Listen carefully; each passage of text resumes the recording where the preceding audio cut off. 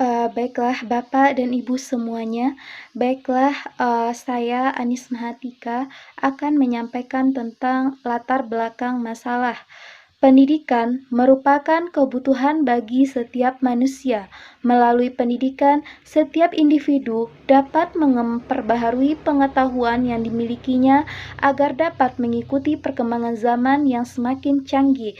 Individu yang memiliki kemampuan berpikir yang baik akan dapat menyelesaikan permasalahan yang lebih kompleks dibandingkan individu yang kemampuan berpikirnya masih rendah. Dengan demikian, seorang peserta didik harus mampu mengembangkan potensi diri yang dimilikinya. Menurut Undang-Undang Republik Indonesia Nomor 20 Tahun 2003 tentang Sistem Pendidikan Nasional Bab 2 Pasal 3 yang menyatakan bahwa pendidikan nasional memiliki fungsi agar peserta didik mampu untuk mengembangkan kemampuan yang dimilikinya sehingga dapat membentuk watak serta peradaban bangsa yang bermartabat sebagai upaya dalam mencerdaskan kehidupan bangsa berdasarkan Undang-Undang Republik Indonesia Nomor 20 Tahun 2003 tentang Sistem Pendidikan Nasional Bab 2 Pasal 3 di atas, maka supervisi berperan penting dalam dunia pendidikan untuk meningkatkan mutu pendidikan. Supervisi pendidikan berfungsi untuk mengembalikan dan mengoptimalkan sistem pendidikan di Indonesia.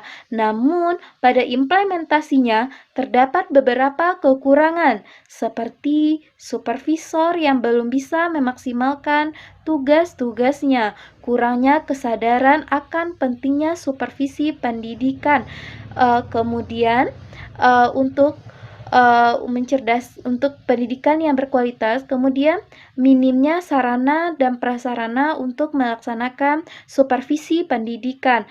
Rendahnya kualitas pendidikan di Indonesia membutuhkan pengoptimalan strategi pelaksanaan supervisi pendidikan untuk meningkatkan mutu pendidikan.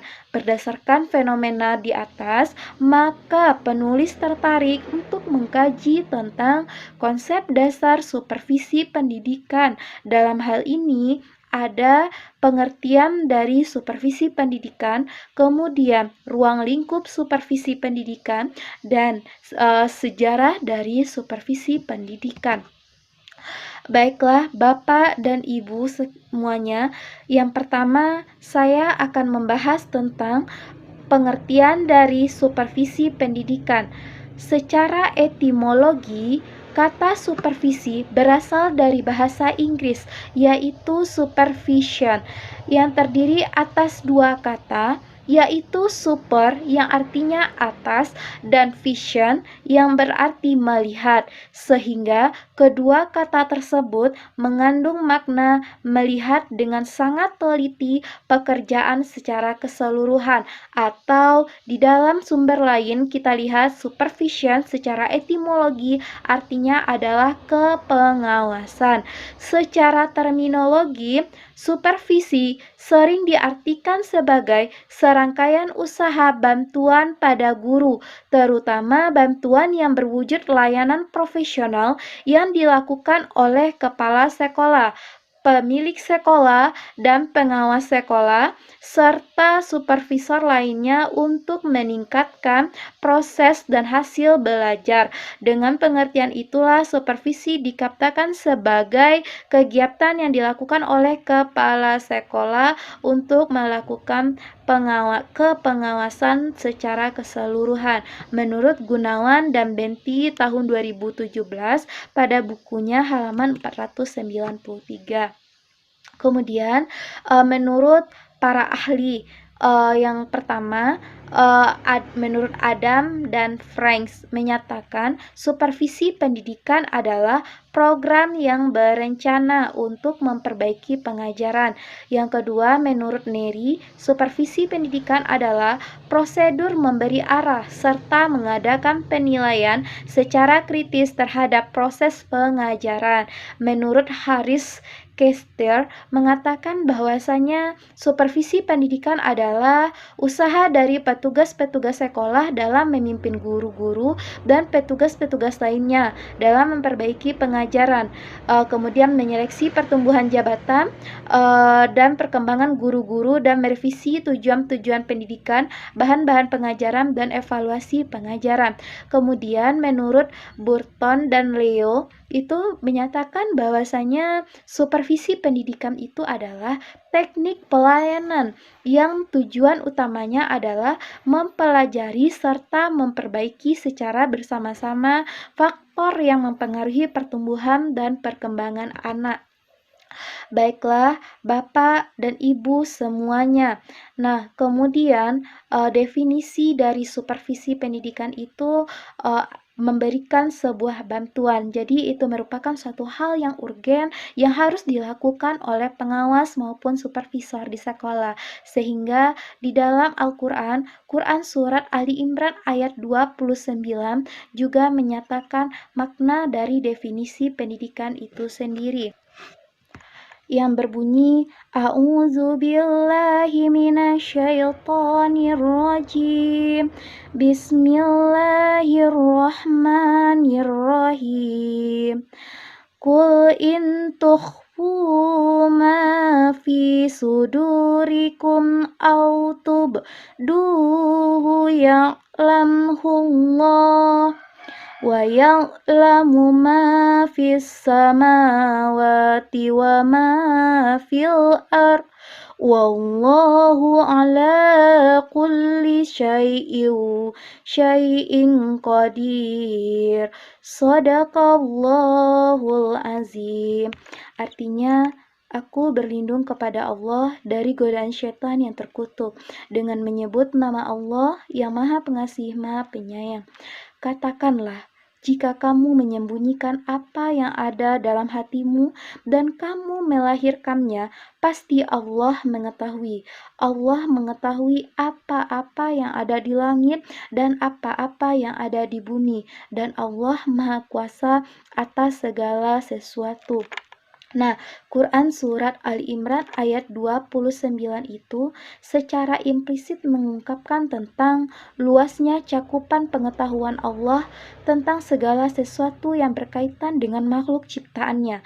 Demikian pula dalam ayat tersebut juga mengisyaratkan posisi Allah Subhanahu wa Ta'ala sebagai pencipta merupakan pemilik otoritas tertinggi yang membawahi semua makhluk ciptaannya, yang bila dikaitkan dengan konteks pengertian supervisi itu menyatakan bahwasanya supervisi dilakukan oleh atasan atau pimpinan yang tentunya memiliki otoritas yang lebih tinggi terhadap hal-hal yang ada di bawahnya atau bawahannya yang memiliki kesamaan tentang konsep subjek pelaku supervisi, yaitu sama-sama dilakukan oleh otoritas yang lebih tinggi terhadap yang lebih rendah. Jadi di sana ada peran atasan terhadap bawahan, yang mana dalam ayat tersebut otoritas tertinggi itu dimiliki oleh Allah sehingga dialah yang menguasai semua makhluknya.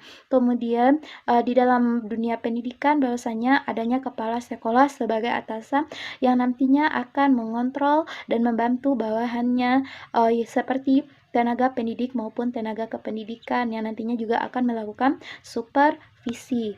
Baiklah Bapak Ibu semuanya, melihat begitu pentingnya supervisi pendidikan, di dalam Suhardan juga menyatakan bahwasanya supervisi pendidikan itu adalah serangkaian bantuan kepada guru.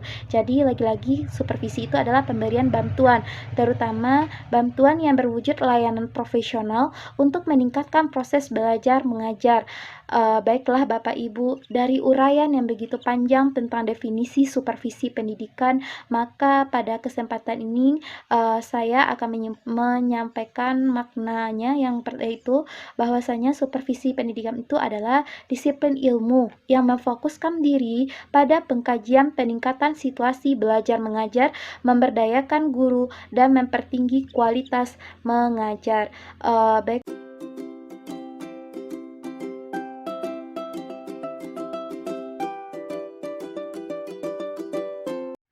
Baiklah Bapak dan Ibu semuanya, ruang lingkup dari supervisi pendidikan juga dikemukakan oleh Harahap. Yang pertama yaitu supervisi dalam administrasi personalia, yaitu supervisi untuk mengamati ataupun melihat ataupun mengawasi apakah ada kartu pegawai, soal kenaikan pangkat, soal pembagian tugas, dan lain-lain.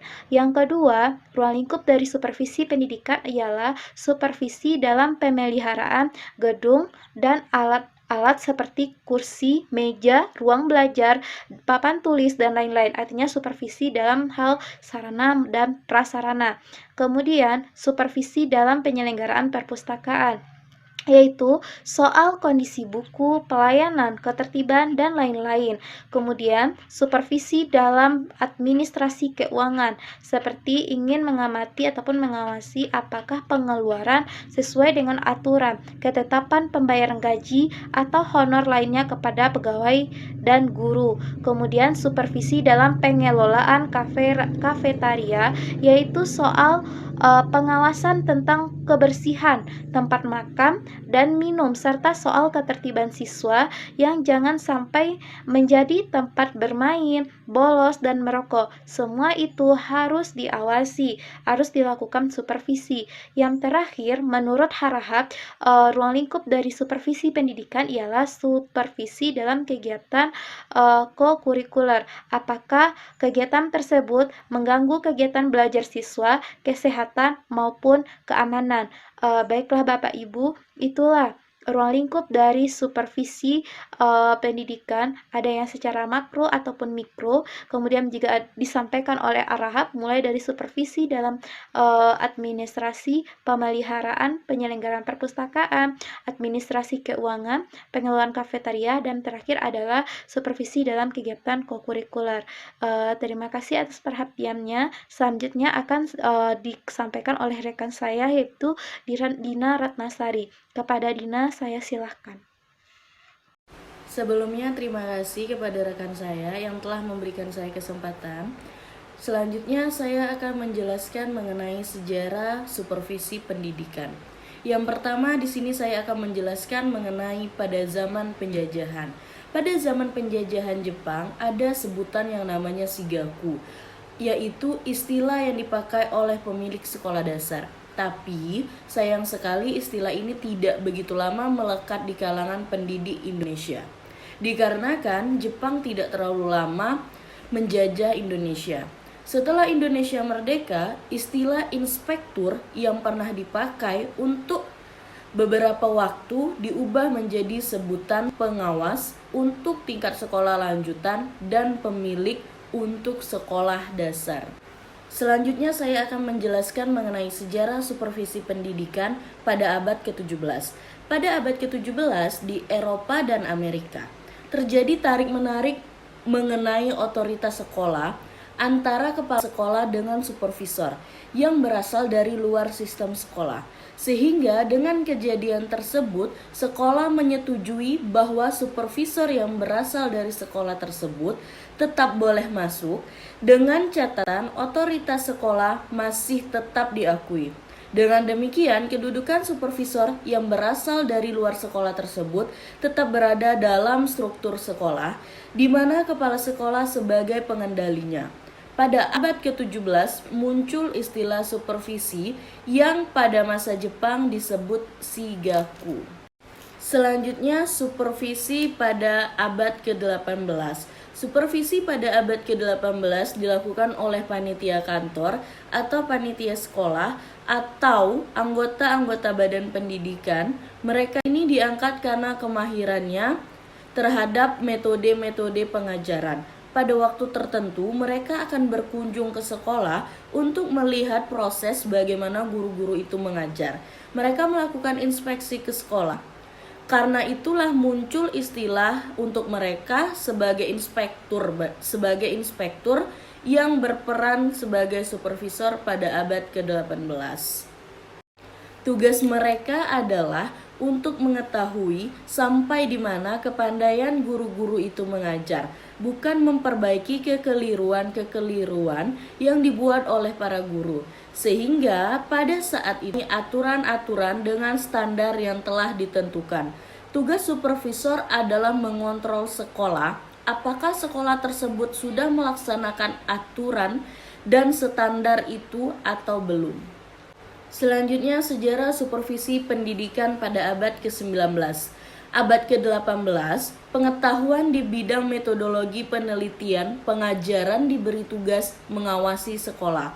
Akan tetapi, pada abad ke-19, kedudukannya sudah meningkat. Supervisi yang dilakukan oleh supervisor tidak lagi sekedar mengontrol dan memberikan inspeksi di bidang pembelajaran, melainkan juga mengimbas ke bidang-bidang administrasi. Selanjutnya, supervisi pada masa sekarang. Supervisi pada masa sekarang mempunyai ciri-ciri dinamis dan demokratis. Saya akan menjelaskan ciri-ciri supervisi pendidikan pada zaman modern atau pada zaman sekarang. Yang pertama, mampu menciptakan dan mempertahankan hubungan yang memuaskan antar semua anggota organisasi. Yang kedua, demokratis. Istilah demokratis dikatakan menceritakan dinamika, dapat mengerti dan memahami, sensitif dan memegang peranan kepemimpinan. Yang selanjutnya, kooperatif. Karena pelaksanaan supervisi sudah dilakukan pada taman kanak-kanak sampai dengan sekolah menengah tingkat atas atau bahkan ke perguruan tinggi. Artinya, pelaksanaan supervisi sudah mencakup semua lembaga pendidikan. Itulah penjelasan dari kelompok kami mengenai konsep dasar supervisi pendidikan. Kurang dan lebihnya kami mohon maaf dan kami akhiri. Wassalamualaikum warahmatullahi wabarakatuh.